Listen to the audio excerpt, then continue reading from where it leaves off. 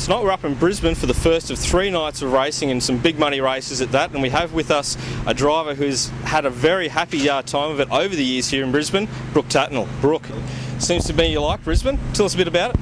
Yeah, I mean, it's been a racetrack that we've always had a lot of success at, even from when I first came up here as a 16-year-old kid. So, I mean, it's a racetrack that, I think you've got to throw caution to win. You don't worry about getting your car perfect. You just got to stick your elbows up. It's a racetrack you've got to be a little bit untidy to be fast at. So yeah, you seem to be able to hit the wall a little bit here. You can rub it a little bit with the right rear, can you? Well, I've never won a race here without hitting the fence. So yeah, you usually catch the pit gate coming out of turn 2, and usually about the flag stand you'll catch it as well. But you just got to make your moves precise, and when you're going to make an outside pass on a guy, you've got to be clear of him before you come out of, particularly turn 4, as James McFadden found out. Yeah, definitely. So yeah, looking back to Australia this year, you've come over a little bit later. How's your form been so far? Win first night out, I think it was. Yeah, I stayed home. I've got a new little baby at home, and I wanted to spend some time at home with him, and with my wife and my daughter. And hey, look, at the end of the day, my family's always going to be there, and racing's not always going to be there, and you've just got to put the things in place and in the right perspective. But since we've been back, I think. Pretty much on nearly every given night we've been the quickest car there. Won first night out of the bat. Second night we could cut down a tyre. I mean, we're only leading and it was only 2 laps into it, but I think we definitely had the fastest car there that night.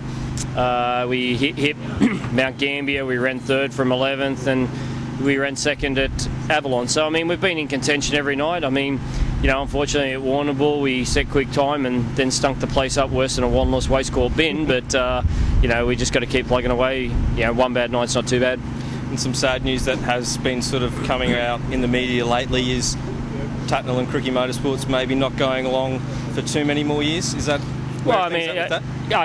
we've all sat down and we had a little discussion last year on how much longer we can keep going. I mean, I've got a family in America. Yep. It costs a lot of money each year for me to bring my family out, and then once my daughter starts school, it's all up in the air. Pete, K Point, our crew chief, he got married, and what his family plans are. I mean, look, we've made a commitment for 2 years. And then after there we'll see what happens. I mean, I'm more than willing to come out each year after that, but I'm not prepared to come out for 4 or 5 months like I have in the past. It's just something that you've got to put things in place, and each year it gets harder with America, trying to find sponsors, trying to find rides, and trying to stay on top of those things when you're in a different country.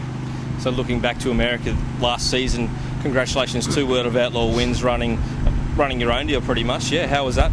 Yeah, I drove for Tom and Sherry Leydig. I mean, we ran a car. We were, it was a small operation. We didn't have a lot of budget, and I think people would be surprised at what we did achieve. We had 1 car, 1 motor, but what we had was good equipment, and we did the best we can. And I was very fortunate. I had David Kraft come over from Australia to crew for us, and I got Bubba and Joe over there that they're only voluntary workers, and they come when they can get off work. And as I say, we had a very good year. I mean, I think we ran the car 22 times, won 7 or 8 of them. So I mean, we had a good run, but in the same token, it didn't take much to wipe us out. We had 1 crash and 1 engine failure, and that wiped us out. So looking at sponsorship dollars, what can you provide to a sponsor? Like, if you were to sell yourself, say, right now, what things would you like to be able to say to a sponsor? I mean, look, realistically, we'd love to take an Australian sponsor over there. I mean, the American economy is so shot right now. It's very, very hard, and I think we've definitely got the right package to offer an Australian company. Yep. Not only are we exposed whilst we're racing here and racing over there, it's not all about just putting a name on a race car. Thank you very much for your check. Any sponsor we've ever been involved with, it's never been a 1-year deal. We've always had a building process, and you got to look at the history we had with Winfield with my dad. There was 23 years. Shell backing over the years. I mean, even with Crickies, we take very good care of their sponsors as a team. And I'm still very fortunate. I come back to Australia each year, and if it wasn't for Toyota Australia helping me out, it would make it a rather difficult situation for us to come back, and that all relates back to the Toyota Star Search many years ago. Yep. And it's a shame that people on the hill don't realise just how much money it takes for Brooke Tatnell to get himself back out here so we can watch it. Yeah, I mean, a lot of people, it's like anything, and I'm not sitting here crying poor man or hard done by. We've all got a sob story. I just seem to get asked the question a bit more than most, but, you know, look, it does take a lot of money. I mean, you know, realistically, by the time you bring your family out, you know, a lot of people can say, well, you can leave your family at home. Well, you know, that's not what I'm about, and I've been very fortunate, but hey, we'll keep plugging away. We'll keep chasing sponsors, both for Cricket Motorsports and for Brooke Tatnell, whether it be you know, a worldwide thing, and that's what we'd really like to get to, is having a scenario where we can run a team in America, but also represent them back in here in Australia each year for many years to come.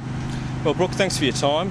Happy hunting ground always here at Archerfield, so yeah, might even be able to take all 3 nights. Yeah, it'd be nice. We won this thing last year, and we just want to, you know, back it up again. And you know, the 50 lapper is, we've won it before, the Australian Open.